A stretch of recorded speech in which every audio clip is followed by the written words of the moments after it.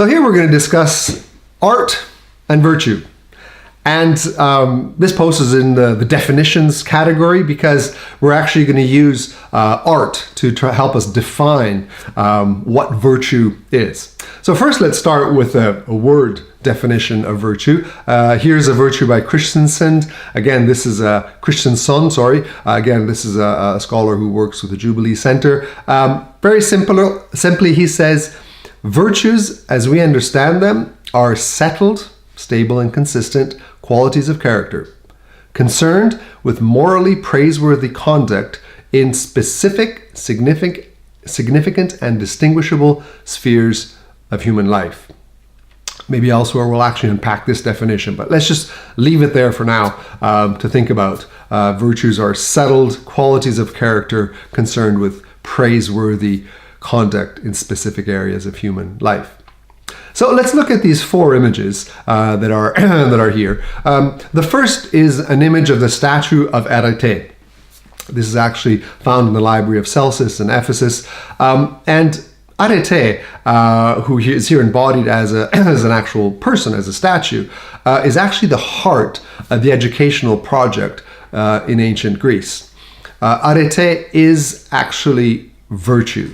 It is the capacity to do the best that one can do in the appropriate activity.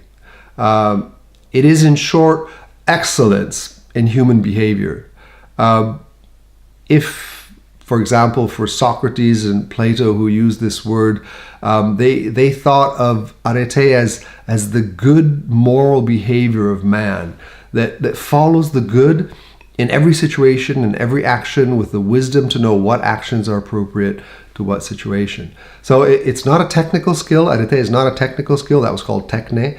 Techne was something that you know how to do. Today we would call it a skill and a competence. Arete is not a skill and competence. Arete is actually expressed in the mode of life of man who's attained harmony, balance, and that lives well in the world around him or her. Now, the word has found its way into some contemporary language as well. Some speak, for example, of the aretaic turn in contemporary moral philosophy that emphasizes character, human excellence, or virtue, as opposed to just moral rules or consequences. And those of you who study ethics certainly have come across Anscombe, Foote, Sloat, some of these who have written about the aretaic turn, and also some inspiration in the category of virtue ethics with authors like MacIntyre. So this is just to say, here's the statue, arete, a key concept coming from ancient Greece, bearing with it a loaded, very, very rich concept of virtue and human flourishing. And interestingly, in the text that's commented elsewhere in this blog, in 2 Peter 1, when Peter says, add to your faith virtue, the word he's chosen there is actually arete. So he is very probably consciously making reference within Christian theological outlook and the practice of Christian life. This concept he felt was useful of arete and of virtue.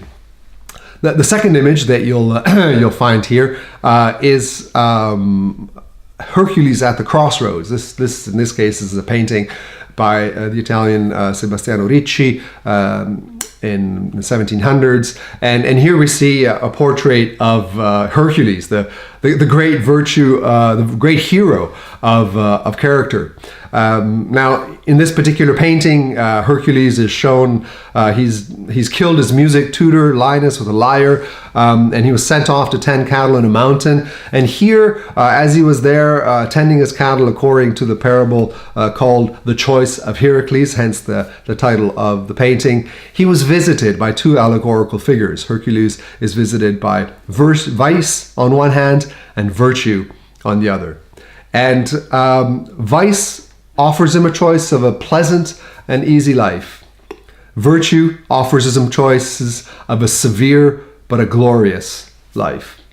And Hercules at the crossroads chooses virtue. And on the basis of this choice, he becomes an inspiration for virtue and a cultural hero for Greeks, for Romans alike, and throughout much of Western culture, Hercules as a hero of virtue. And in this painting, we actually have the key choice in his life to follow virtue. The third painting, move quite a bit further down into history, and here this is a painting of Raphael called The Theological Virtues. Fantastic painting, and some of these paintings are so theologically loaded. We could do an entire degree in theology just starting with an examination of some of these paintings, some of these pieces of art. In this particular painting, Raphael, he depicts the theological virtues, which of course are faith, hope, and charity. Now, in particular, we're just looking at charity in the middle of the painting, which of course is at the heart. The greatest of these is charity. Charity is depicted as a fertile woman who's laden with children. And so charity is there to love, to nurture, to serve life. Not just those who are lost. So it's not just going to look for the downtrodden and the poor in society, and the people who've been mistreated. But charity is also concerned with those who are already living, who will prosper in human life. So to love right across the border. So love embraces children that are born. Embraces marriage, embraces the love of education. That is the virtue of love. And there's the two cherubs in the picture. The one on the left bears fire to remind us that love is not cold, not detached, but a moving passion that brings warmth. And the cherub on the other side is pouring out abundant grapes, a symbol of giving oneself generously to those around. So it's just a beautiful image of the virtue of love. And of course, so much is written in the New Testament and in much of Christian theological literature on the virtue of love. Below then, just below and above, we have a representation of faith, the virtue of faith. And here Raphael chooses to depict it through the living presence of Christ in the Eucharist and in the Incarnation. And then above is the virtue of hope that is found in an image of prayer that wins the temptation of short-sightedness and then rests in providence. And those are the two cherubs on both sides. And again, so much more could be said about this painting. The fourth painting is a favorite of mine, Caravaggio. And Caravaggio, such an interesting theological thinker, and so many of his paintings are loaded with very provocative thoughts. This painting, of course, is the David and Goliath. It's one of the several paintings that he chose this topic on. This was actually painted in the last years of Caravaggio's life.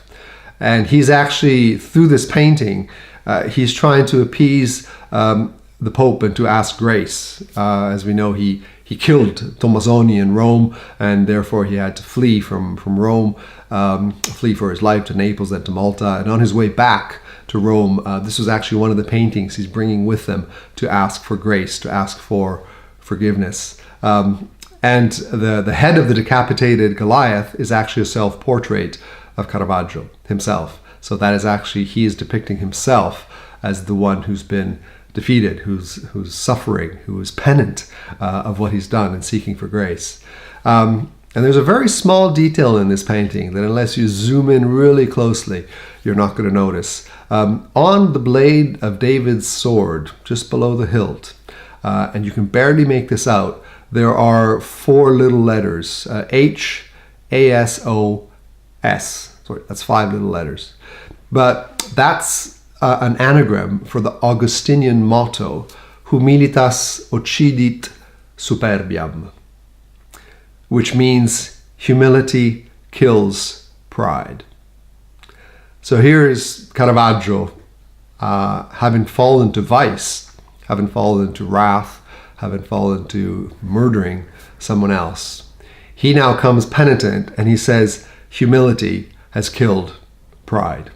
This is a painting coming from a biography of a man who has said, my vice is turning to virtue and repentance, which in a sense is the essence of theological education, turning us from vice to virtue in our Christian walk.